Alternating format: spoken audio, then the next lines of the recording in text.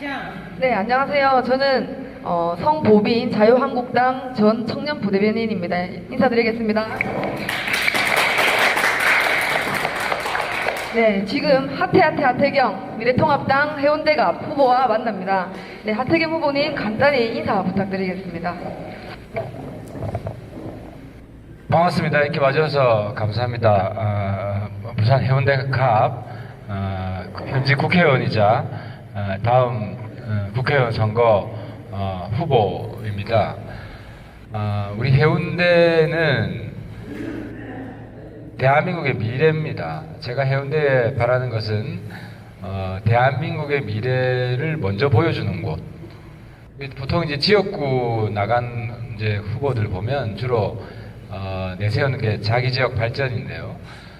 자기 지역 발전하고 다른 지역은 퇴보하고 이렇게 생각하는 후보들은 아무도 없을 겁니다. 그런 국회의원도 아무도 없고. 하지만 자기 지역 발전이 대한민국 전체의 발전과 어떤 관련이 있는지를 명확하게 제시하는 사람도 제가 별로 보지 못했습니다. 그래서 제가 이번에 해운대에 제1공약 내세운 것은 교육 문제입니다. 이걸 좀 간단히 설명을 드리면은 주입식 교육 이제 없애겠다는 겁니다. 여태까지 40년 이상 주입식 교육 없애고 정말 창의적이고 토론식의 교육하자고 그랬으면서 다 실패했습니다. 아직까지도 주입식 교육하고 있고 사교육 병폐 이야기하고 있고 이 문제 해결하지 못했습니다. 근데 제가 이 문제 해결해 보겠다는 정말 야심찬 계획을 이번에 제1 공약으로 내걸었습니다. 어떻게 해결할 거냐, 요거는 좀 차차 말씀드리기로 하고요. 두 번째로 말씀드리고 싶은 것은 여러분들 잘 아시겠지만 저는 30년 전 일입니다. 오래됐습니다. 과거 이제 20대 때 제가 지금 나이가 이제 만으로 51입니다. 그러니까 30년 전에 제가 이제 좌파 학생 운동권이었는데 좌파 학생 운동권 중에 카밍아웃하고 내가 이제 넓은 의미의 범주사파였다. 하지만 이제 생각이 바뀌었다. 나 이제부터 보수할 거다. 라고 10여 년 전에 제가 책도 쓰고 여러 그 주요 일간지 언론에 인터뷰도 하고 해서 제가 이제 당시에 새누리당으로 들어왔습니다. 새누리당으로 들어와서 이제 좌파들과 치열하게 이제 싸움을 했던 장본인입니다. 근데 그 내용에 대해서도 이제 인터뷰 과정 중에서 자세하게 좀 밝혀드리겠습니다. 아무튼 오늘 이런 시간, 이런 기회를 마련해 주셔서 우리 이제 나영수 목사님, 그리고 김성진 전 교육감 후보님, 그리고 전정호 우리 해운대 시민검증단 지부장님 비롯해서 모든 분들에게 감사 말씀드리겠습니다. 예, 고맙습니다. 네, 그리고 바쁘신 와중에도 이 자리에 또 나오신 나영수 국회의원 시민검증단 단장님, 그리고 김성진 전 부산시 교육감 보수 단일 후보님, 전종호 국회의원 시민검증단 해운대 지부장님께서 나오셨습니다. 네, 우리 단장님부터 간단하게 인사 부탁드리겠습니다. 2016년 11월 애국운동 시작하면서 부산에 한 32,000명의 회원으로 가입을 해주셨습니다. 거기에다가 문재인 하야 서명운동에 또 많은 분이 참여해서 저기까지 오고 있습니다. 그래서 저희들은 나라를 맡을 국회의원을 누구를 뽑을 것인가 하는 것은 시민사회단체에서 매우 중요한 일이기 때문에 당리당략을 떠나서 정말 해야 될 분 해야 된다고 해서 저희가 여러 번 모여서 세미나도 하고 교육도 하고 그렇게 수십 차례 모여서 준비를 했습니다. 저희가 이번에 또 책도 진실과 정의라는 책도 발간하기도 하고 그랬습니다. 그런데 이제 사실 참 우리 하태경 후보에게 미안한 얘기지만 저희가 하태경 후보를 못 뽑아가 왔느냐 해서 국회까지 와서 우리가 기자회견까지 했습니다. 왜냐하면 이제 공천하는 과정이 또 있고 그래서. 그런데 미래통합당의 후보로 되고 그런 것 같으면 우리가 문재인 정부를 끌어내리는데 우파가 분열해서는 안 된다. 그럼 우파를 검증하기 위해서 두 번을 거쳐서 검증의 시간들을 가졌습니다. 그래서 그런데 이제 저희가 와서 대화 가운데 또 이렇게 하는 가운데 느낀 것이 뭐 본인 얘기도 하시겠습니다만은 통진당을 해상하고 그 다음에 북한인권법을 이렇게 통과되도록 앞장선 분이 누구냐? 하태경이라는 것입니다. 그래서 대통령 탄핵의 끈으로 말미암아 많이 묻혀 있는 것을 저희가 또 발견하게 되고 여기 해운대 사는 많은 우파 시민도 지금 저기 하는 말이 하태경 후보가 우파부 맞느냐 지금 이런 얘기를 해요. 그래서 이런 오해는 불식시키는 것이 좋겠다. 그래서 오늘 이 자리가 마련된 줄 압니다. 나중에 차차로 말씀하겠습니다만은 저희들이 여기에 있는 우리 해운대 여기뿐만 아니라 우리 하태경 후보가 말씀한 것처럼 여러 가지로 주목이 되어 있는 분이기 때문에 정말 웰빙 국회의원이 아니고 싸울 수 있는 국회의원이 필요하다고 생각합니다. 그런 의미에서 오늘 자리가 의미 있다고 생각합니다. 저는 국회의원 시민검증단 단장 나영수입니다. 반갑습니다.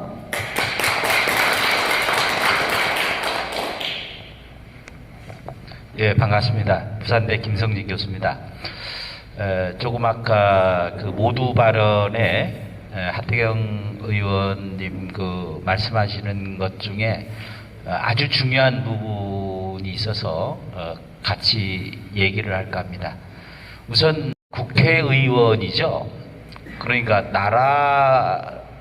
나라에서 물론 지역에서 뽑히기는 하지만은 국정을 논하는 국회의원들이 이게 부산뿐만 아니라 전국적으로도 지역 이슈에 함몰되어 있는 것 같다라는 느낌을 가져서 저도 늘 이 부분을 안타깝게 생각했는데 그런 점에서 대한민국의 미래를 우선적으로 내세운다라는 건 굉장히 중요한 발언이다 이렇게 생각합니다.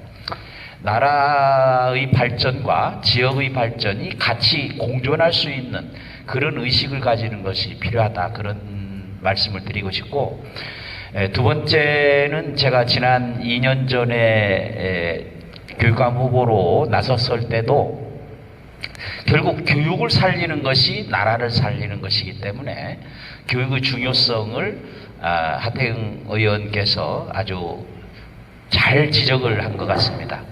근데 부산 시민들도 잘 모르는 해운대 구만의 해운대 갑 지역에 모여 있는데 그런 가치가 있습니다. 그것은 뭐냐 하면 대한민국 경제 부흥의 원동력이 바로 이 해운대에서 시작됐다 이렇게 말씀을 드릴 수가 있는데 그 부분을 잘 우리 부산 시민들도 잘 모르죠. 우선 해운대 기계공고로 알려졌던 부산 기계공고가 대한민국 조국 근대화의 기수입니다. 사실 지금 여기 기계공고에 가면 그 박정희 대통령의 휘호가 있죠. 그 기계공고가 만들어진 것이 전국에 3군데가 있었습니다. 구미전자공고, 그리고 부산 기계공고, 전라북에 전북 기계공고 이렇게 3개가 있는데 이 부산 기계공고가 만들어진 그것을 기념해서 세계 기능올림픽이 열렸고 그리고 그것이 바로 여기 기계공고에서 열렸었죠. 그때의 세계 종합 우승을 가졌고 그 이후로 해서 18번이나 계속해서 대한민국이 전 세계 기능공의 산실이 됐던 것이고 그래서 그러한 부산 기계공고가 바로 해운대 여기에 있다라는 거 굉장히 중요하고 두 번째는 얼마 전에 그 교육 문제 관련해서 부산 김석준 교육감하고 문제가 된 게 있습니다. 아시다시피 해운대에는 부산 유일한 자립형 사립고가 있습니다. 이거를 이 주민들이나 지역인들의 그런 바램을 완전히 무시하고 이 사립고를 폐쇄 이제 취소하려고 했던 그런 게 있죠. 그런데 이게 이제 요것 외에 또 하나 중요한 것이 부일국제외국고등학교입니다. 요게 오체가 된 것이 아시다시피 한독여실이거든요. 한독여실이 그 독일로 파견하는 간호사를 양성하는 곳이었습니다. 그래서 독일 파병된 간호사 그리고 또 독일의 광부 이게 이제 대한민국 경제 번영의 원동력이 됐는데 바로 그 산실이 이 해운대 갑에 위치하고 있는 국제 브이레고다, 브이를 국제예고다. 그래서 그런 점에서 보면 굉장히 방향을 잘 잡으신 것이 아닌가 그렇게 생각합니다. 뭐 나머지 부분 또 차근차근 말씀을 드리죠. 네.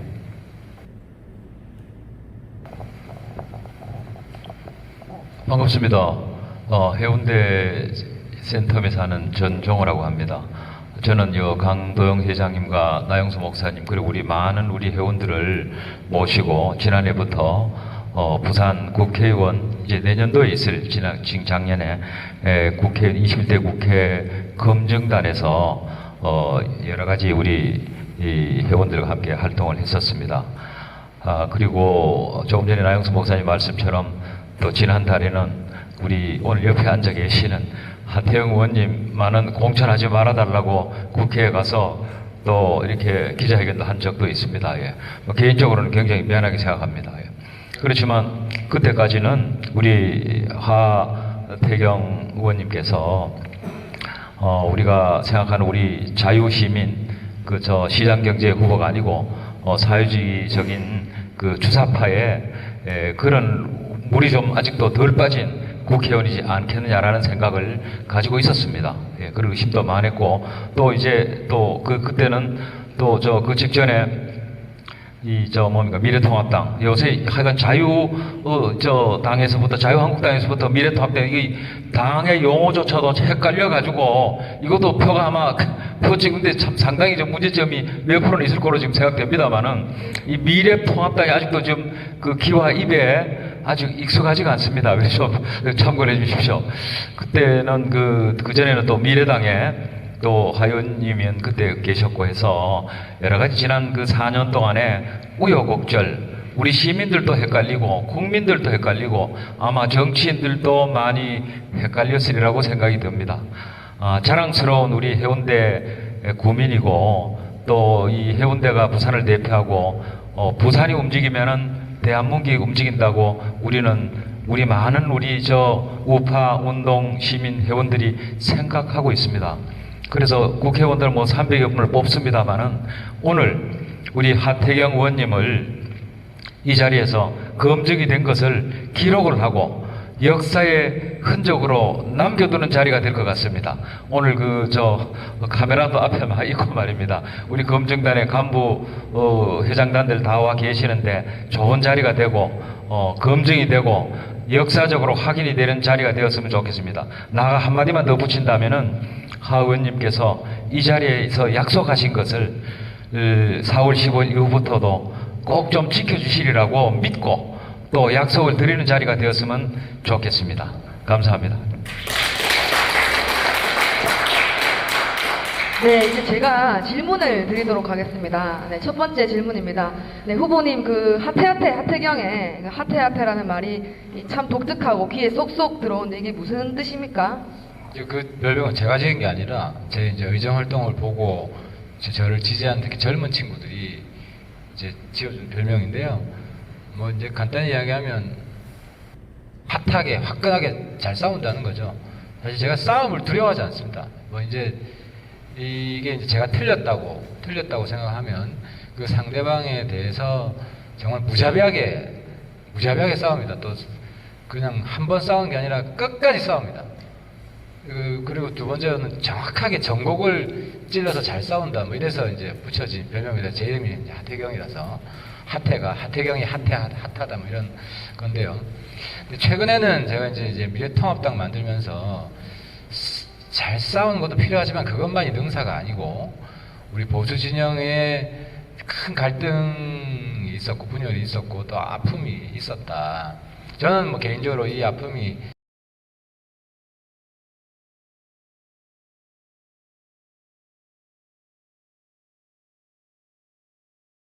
성장통이라고 생각하지만 저도 당사자의 한 사람으로서 그 아픔을 치유하고 품고 포용하는 이런 좀 더 폭넓고 큰 정치를 해야겠다 하는 생각을 했고 그래서 황교안 대표하고 서로 마음이 맞아가지고 이제 미래통합당을 함께 만들었는데 제가 이번에 이제 국회에 들어가면 이제 3선이 되고 당에서 아무래도 좀 책임지는 자리이다. 이제는 결과에 대해서 책임지는, 발언 하나하나에 대해서 책임지는 자리가 됐기 때문에 아무튼 제가 재선 때까지는 하태하태였지만은 좀 더 그 하자가 좀 큰 바다 같은 허용하는 그런 정치를 이제 시작하려고 합니다. 네, 두 번째 질문입니다. 이 해운대에서만 3선을 도전하시는데 3선을 하시면서 국회의원 하시면서 가장 보람된 일이라든지 이것은 참 잘한 일이다 생각하시는 것과 또 앞으로 3선이 되면 어떤 해운대구를 만들겠다라는 공약이 있으시면 말씀해 주십시오. 세 가지 말씀드리면, 최근에는 이제 가장 잘한 일이 이제 미래통합당 만든 거고요.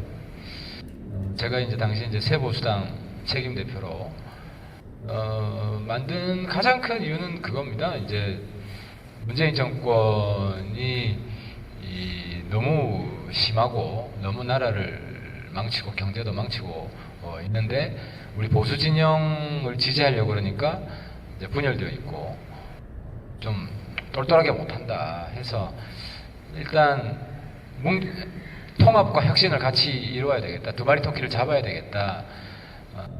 그래서 이제 새로운 보수당, 그래서 그 전에 이제 손학규 대표 측이랑 한번 전쟁이 있었고, 그래서 거기랑 이제 갈라지면서 이제 새로운 보수당을 만들고, 새로운 보수당이 사실은 이제 보수 전체 중도 보수 진영 통합의 어떤 전진기지 역할을 한 겁니다. 그래서 제가 초대 책임 대표로서 주도적인 역할을 했고 또 결과가 좋아서 기쁘고요. 다른 두 가지는 제가 이제 국회에 들어온 이유가 지금 좀 시간이 지나서 기억하는 분들이 많지 않은데 국회에 들어온 이유가 이제 딱 두 가지였습니다. 가장 중요한 두 가지 이유가 있습니다. 하나가 통진당 없애겠다. 또 하나가 이제 북한인권법 반드시 통과시키겠다. 제가 이제 과거 친북 좌파 학생 운동 하다가 이제 북한의 현실, 북한을 타도해야 될 대상이다라고 이제 생각이 완전히 바뀌고 나서부터는 북한 인권 운동가로서 거의 10년 이상 활동을 했습니다. 근데 북한 인권법이 통과가 안 되는 걸 보고 NGO로서만 운동하는 것이 한계가 있구나 해서 이제 그게 이제 국회로 들어간 이유이고, 두 번째는 당시 저와 20대 때 같이 주사파 활동을 했던 사람들이 통진당을 만들어서 대거 지금 국회로 진입하려고 하는 겁니다. 그 전에 민노당이라는 게 있었어요. 근데 민노당보다 더 크게 세력화돼서 통진당으로 가고 민주당이랑 단일화해서 종북 연립정부를 수립하려고 하는 걸, 그 현실을 보고 왜 또 보수가 너무 모른다. 저걸 내가 막아야 되겠다 해서 이제 통진당 해산시키겠다. 두 가지 목표로 제가 8년 전에 당시엔 해운대 기장을이었습니다. 그때 출마를 했던 겁니다.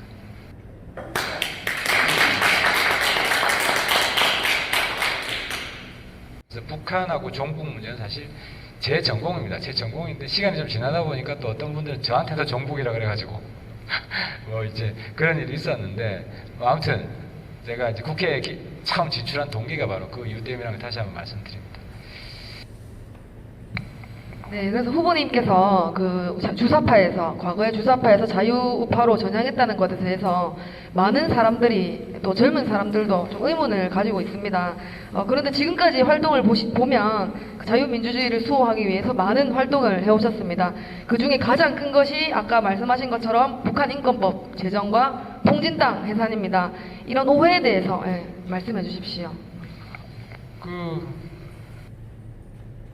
검색해보면 다 나와요, 사실은. 근데 이제, 이제 하태경 별로 마음에 안 드니까 검색도 안 해보고, 뭐 그런 건데, 통진당 해산 당시에 제가 매일 TV에 나왔습니다. 매일 TV에. 왜 매일 TV에 나왔냐? 이제, 통진당 세력이라는 게, 이제, 과거, 쉽게 말씀드리면은, 조금 이렇게 단순화시켜서 말씀드리면은, 저는 이제, 비주사 NL이라고 불렀습니다. 저희 서울대에 이제 NL 그룹이 사실은 친북 그룹인데 그 안에서 김일성, 수령, 만세 부르는 아니 노골적으로 이석기 그룹 같은 그건 이제 주사 NL이라고 불렀고, 야 그건 아니다. 우리가 반미를 하고 또 뭐 연방제 통일을 하더라도 김일성 숭배하는 거에 동의할 수는 없다. 그 김정일 숭배하고. 그래서 이 집단을 비주사 NL이라고 부른 겁니다. 근데 이제 거기에 반미, 반파쇼 이런 거는 사실 똑같습니다. 이제 그 차이 때문에 주사 NL, 비주사 NL이라고 불렀고 저는 이제 비주사 NL 진영에 속했고, 근데 이제 이 그룹을 그냥 범주사파라 부르면 됩니다. 범주사파. 그래서 하태경이 어떤 데 보면은 주사파는 아니었다, 비주사였다 라는 말은 그 말이고, 그냥 범주사파 부를 때는 NL, 그러니까 NL이 민족해방의 약자입니다. 내셔널 리버레이션회가. 이 파들이 사실 친북 그룹이기 때문에, 이제 당시 학생운동 했던 사람들이 이걸 다 아는데, 뭐 최근 젊은이들이나 어르신들은 이걸 잘 몰라서 잠깐 간단히 설명을 드리는 거고, 근데 어쨌든 비주사 NL들도 주사파를 잘 압니다. 항상 이제 논쟁하고 싸우기도 하고 또 협력해서 반민투쟁하기도 하고 잘 아는데, 그 친구들이 민노당으로 일부가 들어왔었죠. 국회에 들어왔었고, 근데 이제는 심상정 그룹은 이제 주사파가 아니고 거기는 PD라고 다른 계열이고 별도 통진당을 만들었는데, 당시 이제 주사파 출신 중에 세월이 지나면서 대부분 그냥 개별화됩니다. 당시 이제 학생 운동할 때 주사파는 지하 조직이 있습니다. 지하 조직에서 보스가 있고 지령을 내리면 다 실천하고 이런 조직적인 활동을 했는데, 이제 뭐 졸업을 했고 뭐 취직을 하거나 뭐 고시를 준비하거나 이렇게 되면서 다 자연인으로 돌아가서, 물론 옛날 생각은 많이 남아 있는 거죠. 그런데 그 중에서 지속적으로 이 지하 조직을 유지한 그룹이 있습니다. 그게 대표적인 그룹이 바로 이석기 그룹이었고, 그러니까 이석기 휘하에 당시 이제 비례들이 있고 또 이정희 뭐 이런 이제 관계된 바로 조직적 휘하에 있지는 않았을 겁니다. 근데 이제 관계자로서 이제 있었고, 이 이제 통진당으로 들어가는 걸 보고 제가 경악을 한 겁니다. 저 사람들이 국가 정보를, 국회의원이 되면 이제 국가 정보를 받아볼 수 있으니까, 뭐 또 특히 민주당하고 연립정부 해가지고 뭐 이석기가 통일부 장관 되고 뭐 이정희가 노동부 장관 되고 이러면 나라 진짜 망한다. 저걸 막아야 되겠다 해가지고 제가 이제 당시에 칼럼을 굉장히 많이 썼습니다. 신문 칼럼도 많이 쓰고, 당시에 유튜브는 많이 없었고 조선일보를 제일 많이 볼 텐데, 그러니까 조선일보에 매주 한 편씩 칼럼을 쓰면서 위험성을 알렸고, 그래서 이제 국회에 들어가서 그 관련 자료를 다 가지고 있는 겁니다. 이 주사파 그룹의 가장 위험한 게 뭐냐면, 공개적인 책자에는 자기들이 반국가 집단이라는 증거를 잘 안 남깁니다. 비공개 자료에는 있지만, 근데 비공개 자료는 자기들이 공개를 안 하는 거니까 모르지 않습니까? 그래서 통진당 당시 이제 황교안 법무장관 이거 총리 되는 과정에서 이제 주사파 통진당 해산 문제가 있었는데, 제가 걱정이 돼가지고, 왜냐하면 헌법재판소에 해산하면 객관적이고 공개적인 자료로 입증을 해야 되잖아요. 의심만으로 해산이 안 되지 않습니까? 쟤네들이 이런 비밀 활동에 능하기 때문에 공개적인 증거를 찾는 걸 굉장히 철저하게 준비한 다음에 해산 이걸 들어가야지, 안 그러면 당한다. 헌법재판소에서 증거가 없어가지고 해산 안 한다 하면 오히려 역풍이 부니까, 그래서 이제 그 자료를 찾느라고 제가 굉장히 백방으로 뛰고 자료를 계속 공개를 한 겁니다. 사실 이게 잘 싸우는 거거든요. 프로들이 싸우는 거는 막 큰 소리 지른다고 하는 게 아니라 저쪽에서 꼼짝 못할 정도의 이런 증거 자료들을 이제 찾아내서 국민들한테 알리는 건데, 그걸 제가 계속 지속적으로 폭로를 한 겁니다. 그러니까 이제 매일 TV에 나온 거죠, 매일. 이제 그 힘으로 제가 이제 사실은 이제 재선이 된 겁니다. 그래서 통진당에서 아마 제일, 종북 세력에서 제일 미워하는 게 아마 하태경일 거고, 실제로 제가 그때 기장하고 같이 지역구가 있을 텐데, 본 사무실이 기장에 있었는데, 거기 하태경 처단에, 민족 반역자 하태경 처단에서 식칼까지 매달된 적이 있습니다. 그래서 이제 뭐 그런 걸 이제 시간이 6, 7년 지났기 때문에 뭐 많이들 잊어버리셨을 텐데, 그런 건 뭐 확인해 보시면 다 나와 있는 자료들입니다. 잠시 1분만 끊었다 가겠습니다. 네.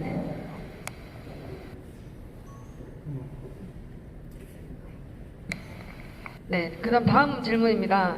지금 문재인 정권의 경제 정책이나 최근 코로나19 바이러스 사태에 대해서 문재인 정권의 대처에 대해서 어떻게 생각하십니까?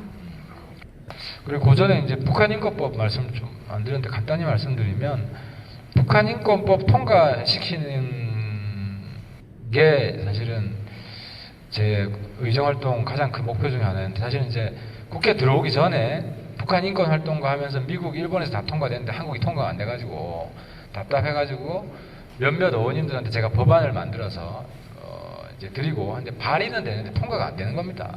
그래서 왜 통과가 안 되나 보니까 이제 국회의원들이 자기가 이제 평소에 해오던 거를 중심으로 의정 활동을 합니다. 자기가 가장 잘하는 거를.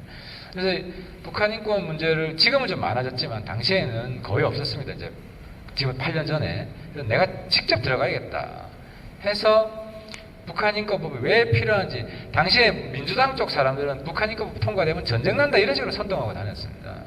근데 결과적으로 북한 인권법 찬반 토론할 때 반대한 사람이 거의 없습니다. 민주당 쪽은. 왜 반대를 안 했냐? 제가 이제 계속 설득을 한 겁니다. 민주당 의원들을. 이 북한 인권법이 이런 법이다, 이런 내용이기 때문에 반대를 하면 당신 역사에 정말 큰 오점을 남긴다. 뭐 일부는 설득된 사람도 있을 거고 일부는 쫄았겠죠. 하태경이 저 물건 늘어지면 이제 뭐 간단치 않다 하는 걸 많은 분들이 알고 있기 때문에. 그래서 당시에 이제 제가 유일하게 찬성 토론자로 나간 겁니다. 이게 영상으로 다 담아 있습니다. 근데 제가 이제 놀란 게 얼마 전인가 한 2주 전에 어떤 유튜브 보니까 하태경 북한 인권에 반대했다고 그렇게 또 방송을 하더라고요. 내가 저거를 부글부글 하더라고요. 저 도대체 왜 저러나. 그래서 이걸 가지고 또 뭐 제가 뭐 언론중재위에 신고를 한다든지 하면 또 싸움의 판이 벌어지고 보수 내에서. 그래서 이제 요즘은 매일매일 뭐 저 가슴에 참을인자를 쓰고 오해를 풀 수 있는 날이 올 거다 하는데, 아무튼 그래서 제가 이 자리가 더더욱 이제 감사하게 느껴지고 있습니다. 네, 이제 제가 질문 드린 게 이제 문재인 경제정책이나 경제. 코로나 바이러스에 대한 대처. 문재인 경제의 가장 큰 문제는 이제 지금 청와대에서 문재인을 뒷받침하고 있는 이제 핵심 그 주력 인사들, 사실 저하고 옛날에 같이 다 학생 운동했던 친구들입니다. 그래서 아마 보수 진영 내에서 청와대를 가장 잘 이해하고 있는 사람 중에 제가 하나일 텐데, 쉽게 말하면 그렇습니다. 자기 주머니에서 월급 한 번 줘본 적 없는 사람들입니다. 실물 경제를 모릅니다. 실물 경제를. 예를 들어 있습니다. 최저임금을 뭐 2, 3년에 걸쳐서 한 40% 이렇게 올린다. 이러면 경제를 좀 실물 경제 잘 알면 저거 경제에 치명적인 타격이 온다. 괴멸적인 타격이 온다. 자영업자 못 산다. 실업자 오히려 는다. 약자들이 더 힘들어진다. 이걸 바로 할 텐데 그런 확신이 없는 겁니다. 확신이 없는데 좌파 쪽 NGO들은 그거 해야 된다. 뭐 최저임금 10,000원 가는 게 인간다운 삶 아니냐. 인간다운 삶 같기도 하잖아요. 10,000원 딱 떨어지고 선동이 넘어가는 겁니다. 그러네, 이건 무능한 거죠, 한마디로. 소득주도 성장, 이게 이제 대한민국 경제를 망하게 지금 하고 있는 건데, 그만큼 무능한 사람들이 지금 코로나 전국에서도 이 문제를 이제, 사실 코로나 문제가 두 가지 문제 아닙니까? 건강 문제가 있고, 또 하나는 이것 때문에 지금 세계 대공황이 오게 생겼잖아요. 그럼 대공황 어떻게 막을 거냐? 어제 이제 김종인 대표가 잘 얘기했어요. 지속적인 해법이 나와야 되는데, 일회성 한 번에 100만 원 주겠다. 끝. 경제가 다 나빠지잖아요. 그죠? 뭐 이재명 시장이 10만 원씩 주겠다. 그 다음 어떡할 건데? 10만 원 주고 뭐 좀 쓰겠죠. 그럼 약간 소비는 진작될 겁니다. 근데 자영업자 다 문 닫을 텐데. 아무런 대책이 없지 않습니까? 그래서 이 경제 무능한 사람들이 이미 확인이 됐기 때문에 코로나 이후 경제에 대해서는 정말 불안한 겁니다. 이 사람들이 다시 과반 이상을 얻어가지고 우리 인정받았다, 또다시 뭐 소득주도 성장 2, 시즌 2 밀어붙이겠다 하면은 대한민국 경제가 이제 벼랑으로 떨어질 거다. 그래서 어제 정말 우리 김종인 그 선대위원장 핵심을 짚었다고 생각하는데, 지속 가능한 해결 방법이 나와야 된다. 돈을 많이 풀고, 이건 사실 중요하죠. 중요한데, 요 해법, 그리고 특히 여기 이제 생산 쪽이, 지금 예를 들어서 공무원, 대기업, 돈이 없어서 안 쓰는 게 아니잖아요. 거기다 돈 주면 뭐합니까? 그렇잖아요? 돈을 쓰고 싶어도 겁나서 못 쓰는 거 아니에요. 식당에 못 가는 거 아닙니까? 이러면 자영업을 유지시켜야 되는데, 유지시키는 특단의 대책이 뭐냐. 이런 부분의 해법에 대해서는 제대로 나온 게 하나도 없고 빵점이다. 그래서 일단 미래통합당이 과반 이상을 획득해야 이 문제 제대로 방향을 틀 수 있다 하는 겁니다. 네, 맞습니다. 네, 네 번째 질문입니다. 최근 100만인 국민 개헌 발언권으로 상당히 시끄럽습니다. 또한 현 정부와 일부 국회의원들이 차별금지법을 추진하고 있고 동성애 합법화에 대해서 지지하는 그런 법안들을 추진하고 있습니다. 여기에 대해서 우리 하태경 후보님의 입장은 어떠신지? 저 개헌 문제 말씀드리면 제가 개헌 잘 몰랐습니다. 그게 주요 뉴스로 다뤄지지 않아서 저도 후보기 때문에 하루 종일 이제 선거운동 하느라고 이제 개헌 발의되는지 몰랐는데 그 문자가 많이 들어왔다고요. 하의원 개헌 찬성했냐? 그러니까 제 이름이 없는 거 보고 하의원 개헌 왜 찬성 안 했어? 찬성했을 것 같은데 왜 안 했냐? 그러니까 이제 그쪽 개헌 찬성한 사람들하고 같은 그룹이라고 이제 생각한 것 같은데 그러니까 아시겠지만 저는 사실 좀 어떻게 보면 홍준표 대표랑도 약간 스타일이 비슷한 면도 있고 굉장히 개인 소신이 강한 확신파입니다. 뭘 하면은 확실하게 하고 그러다 보니까 충돌도 많이 하죠. 좌건 우건 이제 제가 옳지 않은 게 우파 내에서 일어나면 제가 과감하게 지적을 하고 싸우잖아요. 그러니까 우파 내에서도 저에 대해서 못마땅하게 생각하고 있는 분들도 있고 좌파 내에서도 그런데 나중에 내가 보니까 전화가 왔어요. 전화가 와서 뭐 개헌하는데 100만인이 서명을 하면 개헌 발의할 수 있는 거다. 내가 그래서 이거 뭐 내전하자는 거냐. 그럼 좌파 100만 모으고 우파 100만 모으고 이런 싸움 벌어진다. 안 그래도 지금 좌우 목소리 큰 사람들끼리 지금 우리 계속 싸움판 벌어져가지고 시끄러운데 헌법 가지고 헌법 내전이 벌어진다 이거는. 그래서 제가 그때 반대했습니다. 반대했는데 그냥 그 말 듣고 바로 반대했어요. 이건 내가 입장을 분명히 밝혀야 될 것 같아서 반대한다. 근데 실제 발의됐는지는 모르겠는데 과반을 사인을 받았더라고요. 과반을. 깜짝 놀랐는데 조금 전에 말씀드린 것처럼 국민 발언권 내용은 그럴싸하고 민주적인 것 같지만 막상 이게 통과되면은 계속 이 이슈 가지고 100만 모으고 저 이슈 가지고 100만 모으고 그런 식으로 세월 다 지나갑니다. 국민들 어떻게 단합해가지고 미래로 이끌어가야 되는데 당파적인 거 가지고 계속 싸우면 대한민국 정말 산산이 찢겨진다. 제가 이건 맞겠다 그래가지고 그거 보고 바로 그 다음날 이건 헌법 내전하자는 소리다. 반드시 막아야 된다라고 입장을 분명히 밝혔고 그래서 뭐 그 문제는 제가 입장이 확고하고요. 그 다음 뭐였죠? 동성애. 동성애 문제가 동성혼 문제가 큰 이슈가 됐던 게 그때 이제 개헌한다고 국회에서 뭐 개헌 특위 만들어가지고 제가 간사를 했습니다. 그래서 교계에서 특히 많이 들어오셔서 제가 이제 사회를 보는데 그때 이제 많이 대화를 하고 그래서 그때도 입장을 분명히 말씀을 드린 게 동성애를 미화하거나 동성혼을 합법화하는 것에 대해서는 내가 단호히 맞겠다. 그리고 차별금지법을 하면 안 된다. 내용을 보니까 동성애나 동성혼에 대해서 학교나 뭐 교회나 이런 데서 비판을 하게 되면 그게 차별이라고 규정을 하고 그걸 처벌하겠다. 이런 일이 있으면 안 되죠. 이런 일이 있으면 안 되고 이건 통과가 안 됩니다. 통과가 안 되고 이게 차별법이다. 표현의 자유가 있는데 뭐가 잘못됐다고 입장을 밝히는 게 민주주의의 기본인데 누구는 자기의 가치관이 다르면은 비판을 할 수 있는 거 아닙니까? 그거를 비판을 했다고 해서 그걸 차별이라고 규정을 하는 것 자체는 이거는 자유민주주의의 근간을 흔드는 거기 때문에 반드시 맞고 사실 통과가 될 수도 없다 이건. 그래서 믿고 그냥 가만히 있어도 된다 해서 실제로 개헌이 안 됐잖아요 당시에. 아시겠지만 개헌 자체가 추진이 안 됐지 않습니까? 그 특위 자체에서. 그래서 보니까 민주당에서도 한 5손가락도 안 됩니다. 한두 명 정도 사람이 강하게 그걸 추진하는 모양이더라고요. 그러니까 민주당 내에서도 많은 의원들의 공감을 얻고 있지 못한 그런 내용이었는데 이제 그런 현실을 자세히 모르니까 교계에서는 사실 국회의원 한둘이 떠들어가 되는 경우도 있으니까요. 그래서 아무튼 그 부분은 큰 걱정 안 하셔도 되는데 제 입장은 동성애를 미화 조장한다든지 동성혼을 이제 법적으로 합법화하려고 하는 이런 시도에 대해서는 제가 단호하게 싸우겠습니다. 그래서 그 부분은 뭐 걱정 안 하셔도 될 겁니다.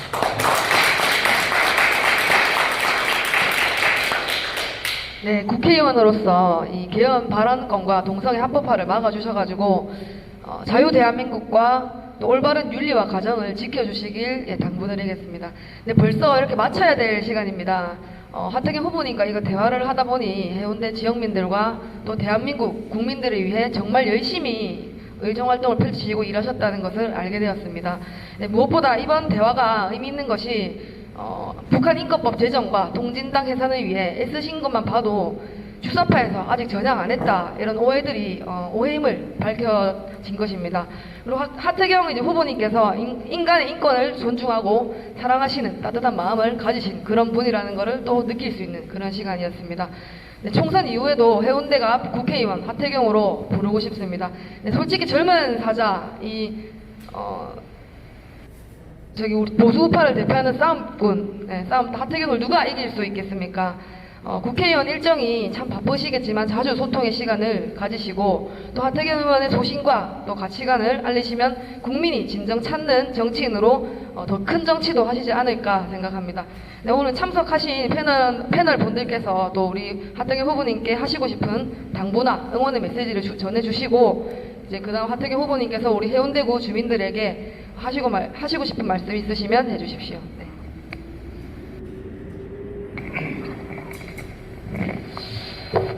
네, 뭐 짧은 시간에 충분히 뭐 이해가 된지는 모르겠습니다만 큰 틀에서 일단 오해 일세가 풀렸다 보고 정말 죄송한 얘기지만 하태경하고는 참 악역으로 우리가 애운동할 때에 하태경의 사무실까지 가고 그런 분들이 지금 와 계신데 굉장히 반전이라 생각합니다만 지금 이제 뭐 당을 떠났다가 돌아왔다가 여러 가지 우리가 볼 때의 시각과 다른 시각이 있지만 그러나 우파의 가치를 분명히 지키고 있다. 그래서 제가 모두에 말씀을 드렸습니다만 그러면 어떻게 할 것인가? 그러면 지금은 전쟁이지 않습니까? 총선이 지금 문재인 대통령의 잘못된 것을 심판하는 여기에 우리가 이 힘을 모두 어떻게 모을 것인가 하는 것을 대책을 논의해야 될 줄 압니다. 그래서 저희 나름대로 이제 여기에 해운대 갑이죠. 저희가 갖고 있는 해운 영당과 문재인 반대 하야 운동했던 것들을 좀 조직적으로 해서 이제 모든 선거가 뭐 당원도 있고 선거돈이 있지만 자원봉사가 많을 때 그 선거는 굉장히 힘이 있다고 저는 생각합니다. 그래서 선거혁명은 그런 순수한 시민, 나라를 생각하면서 많은 분들이 부산역으로, 서울로, 강화문으로 많은 분들이 갔습니다. 그런 분들이 부산에 뭐 여러 지도자들 여러분들이 있습니다. 그래서 이제는 우리가 마음을 모아서 정말 이 해운대 갑에서 미래통합당 후보인 하태경 후보가 당선되고 또 그 다음에 앞으로 향후에 우리 시민단체나 많은 우파 시민들이 염려하지 않도록 우리가 지켜보고 잘할 것인가 지켜볼 것입니다.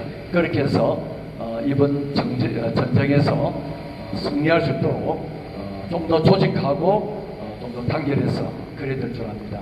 오늘 짧은 시간이 저를 비롯해서 우리 오해한 어르신들 어제도 제가 전화를 했어요. 그런 분들에게 오해의 실마리가 되고 이번에 확실한 당선의 계기가 되어서 여기 해운대 갑뿐만 아니라 부산 경남 40석이 정말 우파가 당선될 수 있도록 그런 계기가 됐으면 하는 바람입니다. 감사합니다.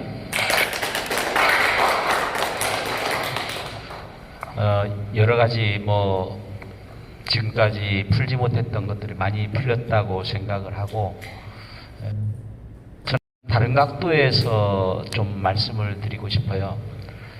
103년 전 1917년 2월에 볼셰비키 혁명이 일어나서 세계에 공산주의가 많이 퍼졌는데 이승만 대통령의 탁월한 그런 그 예지력 때문에 그 공산주의가 한반도에서 막혀 저지되었다. 그런 이 거꾸로 이제 103년이 지난 2020년 거꾸로 볼셰비키 혁명의 반대측 우파혁명이 대한민국에서 시작돼서 바로 이 해운대에서 시작돼서 전 세계의 우파의 혁명이 완수될 수 있기를 바라는 마음이 간절하고 그런 점에서 보면은 좌파의 경험을 했던 하태경 의원이 훨씬 더 강력한 힘을 갖지 않는가 그렇게 생각을 합니다. 대한민국뿐만 아니라 전 세계 지금 바이러스보다 훨씬 더 강력하게 인류 문명을 무너뜨리고 있는 이 공산주의 좌파 사상을 거꾸로 무너뜨리는 그 보수혁명, 우파혁명이 바로 이 자리에서 오늘 새로운 시작이 될 수 있기를 바라는 마음이고요. 또 한 가지는 유신정권 하에서 그 오적이라는 시 때문에 사형언도를 받았던 김지아 시인이 해운대를 뭐라고 했느냐 하면 새로운 문명의 시작이다. 그리고 맨해튼과 같은 데가 될 것이다. 이렇게 얘기를 했었는데 그러한 해운대가 전 세계에 가장 번화하고 발전하는 그런 새로운 세상이 시작되는 곳, 그것하고 우파혁명하고가 결합되면은 대한민국뿐만 아니라 전 세계를 새롭게 바꾸는 힘이 될 것이라고 생각하고 그 발원지가 바로 해운대, 그리고 해운대 갑이 될 것임을 믿어 의심치 않고, 그런 점에서 하태경 의원께서 그런 투철한 그런 보수 우파의 정신을 대내에 천명을 하시고 국회에 가서도 그런 잘못된 것들을 잘 일깨워 주시면 큰 지도자가 될 수 있지 않겠는가 그렇게 생각하고 꼭 그렇게 하실 수 있으리라고 기대를 합니다. 예.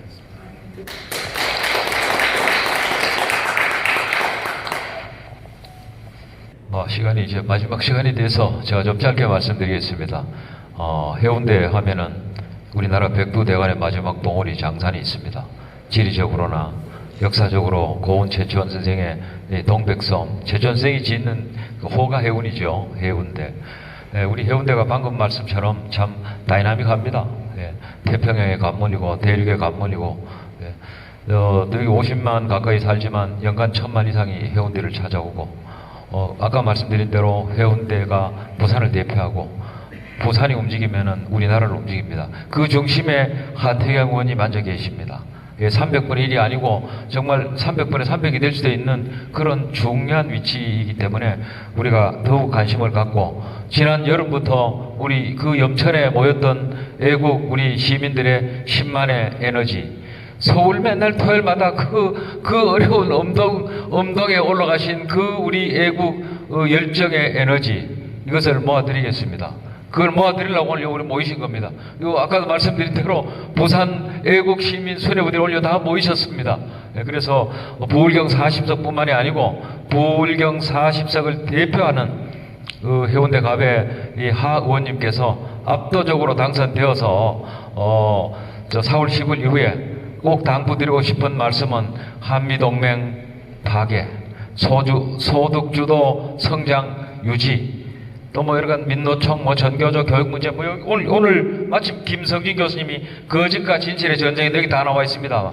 이 대통령 문재인 씨가 이 저지르고 있는 그 문재인 씨하고 그 세력이 저지르고 있는 이 거짓이 여기 다 나와 있습니다. 이거 좀 막아주십시오. 부탁드립니다. 네, 혹시 그 시간 조금 남았습니까? 시간 조금 남으셨으면 제가 그 또 사회자의 혜택으로 제가 좀 질문을 개인적으로 좀 드리고 싶은 게 있습니다. 이건 오늘 대본에 없는 겁니다. 예. 그 전 국민들이 다른 법안들은 다 몰라도 그 윤창호법에 대해서는 다 알고들 계실 겁니다. 이 윤창호법에 대해서 모르는 분은 거의 없을 거라고 생각하는데, 제가 그 후보님 기자회견, 출마 선언 기자회견을 그 시청에서 할 때 고 윤창호 군 친구 이영광 그 친구와 함께 기자회견을 하는 걸 보고 정말 인상이 깊었습니다.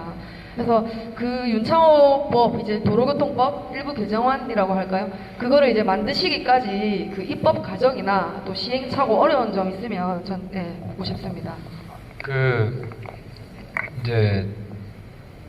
저는 이제 그렇게 봅니다. 그 전에 좀 간단한 거 할게요. 보수 운동이 지금 발전하고 있는 단계가 요거 지금 전에는 싸움 할 줄 모르는 보수, 당하기만 하는 보수, 그래서 여기에서 싸움 할 줄 아는 보수가 필요하다, 이런 단계였다고 봅니다. 그래서 조국 문제 있을 때 광화문에 그렇게 많이 모이고 힘을 보여줬다고 생각하는데, 이제 21대 국회로 가면 이제 거기서 한 단계 더 나가서 잘 싸우는 보수, 싸워서 이기는 보수, 싸움에서 질 수도 있지 않습니까? 그래서 지금까지는 이제 우리도 싸울 줄 안다. 싸움의 의지를 높이는, 근데 이제 의지뿐만 아니라 전략에도 능하고 똑똑하게 싸워서 이기는 이런 이제 저는 보수가 출현한다고 생각을 합니다. 그래서 제가 요즘 그동안 이제 보수 내에서도 쓴소리를 사실 많이 했습니다. 제가 정말 굴하지 않고 쓴소리를 많이 했는데 이렇게 부딪혔던 가장 큰 이유는 저렇게 싸우면 진다. 그런 우려가 컸습니다. 예를 하나 들면 종북 개념이 필요하지만 이거를 저쪽이 아프게 하려면은 좁게 써야 된다. 아무나 종북 붙이면 누구나 종북이 되면 그건 안 아프다. 뭐 이런 겁니다. 그래서 종북 개념을 남발하지 마라.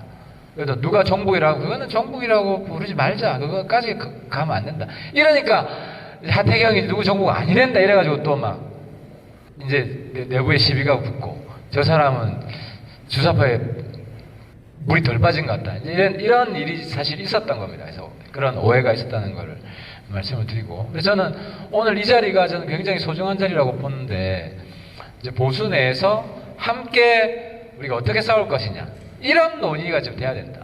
그래, 왜냐하면은 다음 정권을 찾아와야 되지 않습니까? 싸움 한다고 찾아올 수 있는 게 아니거든요. 이기는 싸움을 해야 되거든요. 제가 이기는 보수 그걸 만드는 선봉에 서겠습니다. 항상 대화하겠습니다. 그래서 그 자리에 함께 해주신 것에 대해서 감사하게 생각하고요. 그리고 이기는 보수가 되려면 그런 이념 문제뿐만 아니라 사실 윤창호 법은 국민들 생활의 문제입니다. 그래서 사실은 이제 우리 해운대 지역에서 하태경을 재평가한 이유 중에 하나가 초선 때는 하태경이 맨날 주사파 때려잡자, 빨갱이 때려잡자 이렇게 돌아다니더만 재선 되니까 국민들 일상생활의 아픔도 이제는 이해하고, 윤창호, 제가 오늘 아침에 우리 새벽에 출근 인사하지 않습니까? 오늘 아침에 인사한 자리가 윤창호 군이 사고 나간 그 자리입니다. 그 자리에 제가 이 피켓을 들고 인사를 했습니다. 마음이 뭉클했습니다, 사실은.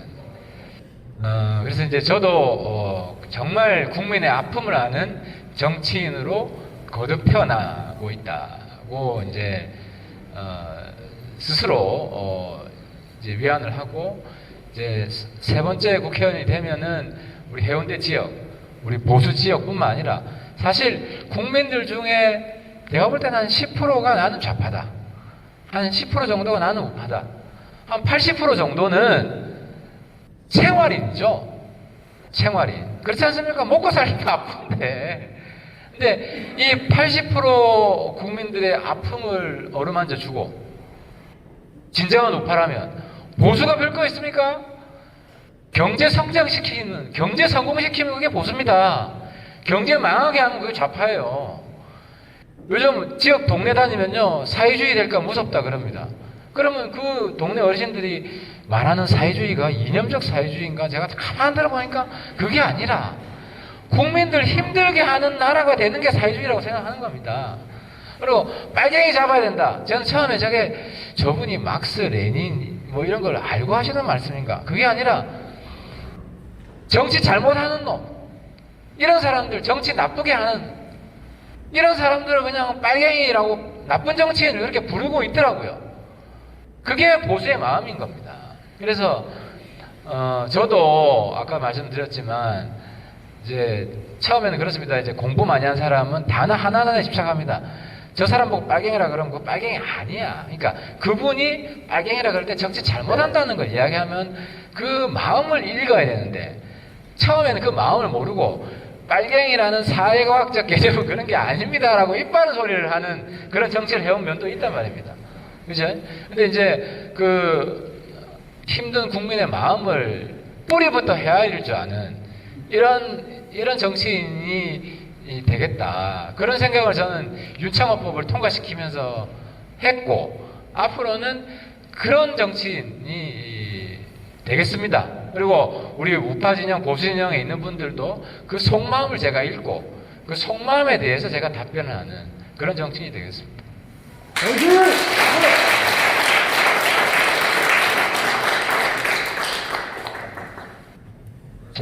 이런 자리가 나오기 어렵기 때문에 당부드리고 싶은 게 있습니다.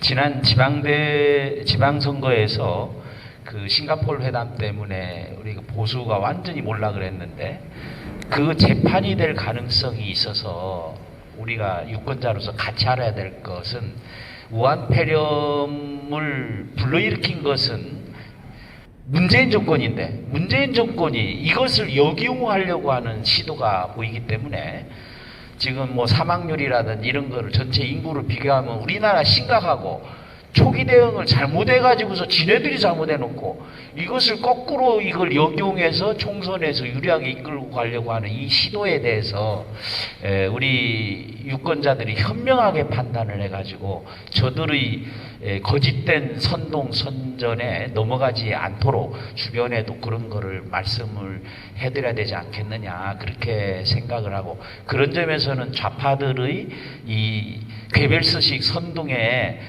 조금 이렇게 경험을 했던 하태경 의원이 잘 대응하지 않겠는가 그렇게 생각을 해서 그런 점에 좀 유념하셔서 좀 그렇게 좀 해줬으면 고맙겠습니다.